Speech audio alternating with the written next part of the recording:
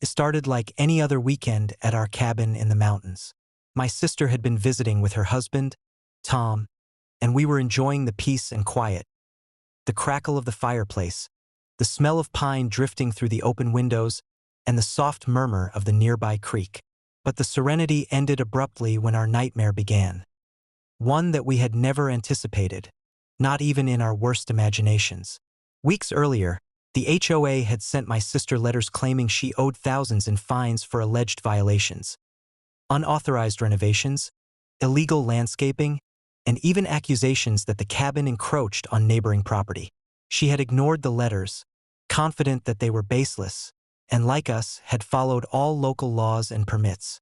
But the HOA didn't take no for an answer. On that Saturday morning, a knock at the door shattered the calm. My sister opened it to see a man in what appeared to be a police uniform. He claimed he was sent to enforce HOA rules and demanded immediate compliance. At first, he sounded official, but something about him was off. The uniform was slightly wrong, the badge didn't match any known police department, and his tone was aggressive rather than procedural. Before my sister could respond, he pulled a gun, ordering her to leave the property. Panic surged through the cabin. I froze, unsure of what to do, but Tom reacted instantly. What the HOA and the fake officer didn't know was that Tom had served in Delta Force. Calm, precise, and trained for high-stakes situations, he assessed the threat in seconds. He calmly instructed my sister to move behind him and then confronted the imposter, his voice steady but commanding. "Step away from her," Tom said. "You have no authority here. Drop the weapon." The man hesitated, confused by Tom's composure and evident skill. In a matter of moments, Tom had disarmed him safely, his years of tactical training ensuring that neither my sister nor anyone else was hurt.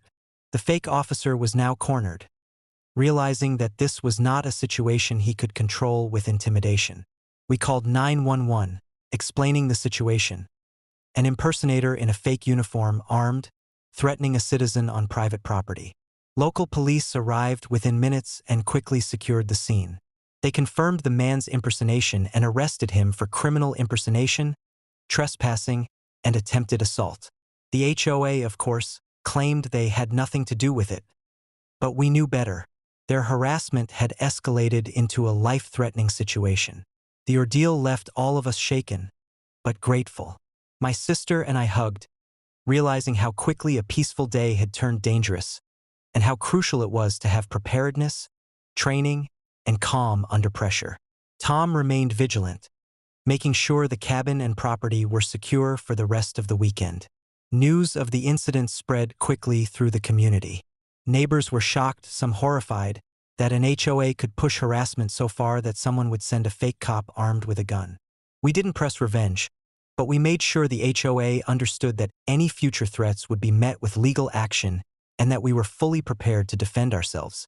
Looking back, the incident was surreal, terrifying, and ultimately a lesson in preparedness. The HOA had underestimated the family they were targeting, not realizing that beneath our ordinary appearances were skills, knowledge, and training that could neutralize even the most extreme intimidation. Our cabin remained safe, the peace of the mountains restored, and my sister and her husband stayed vigilant but confident. It was a stark reminder that sometimes overreach meets consequences far beyond what the instigators ever imagined.